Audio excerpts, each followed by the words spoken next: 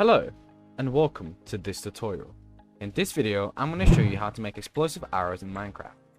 Explosive arrows in Minecraft can be very tricky to start off because you will need something called command blocks. How do you get command blocks, you ask? You press T to open up, you press slash give at S, which is yourself, then command block. Press enter and you're given a command block to yourself. You're going to place two command blocks on top of each other. The bottom one is going to contain this command. Execute, which is going to execute what you want to do. At the data type, which is an arrow.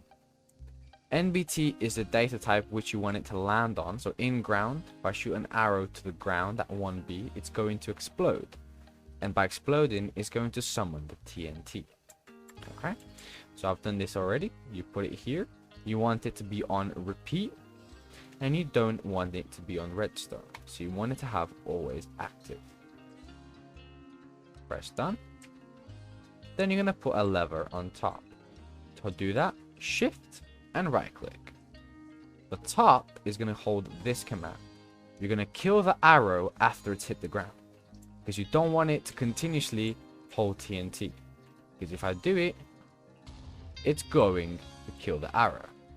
If, for example, I don't do this and I break it, and I do it, it's going to continuously have TNT. Like so. Let me turn the music off so you don't have that. But yes. So you do 100% need the command block with a kill. That way the arrow doesn't continuously go such as shown. And it's going to break your map or it's going to lag out your game. Thanks so much for watching. If you enjoyed, please like and subscribe. And make sure I see you soon. Bye bye.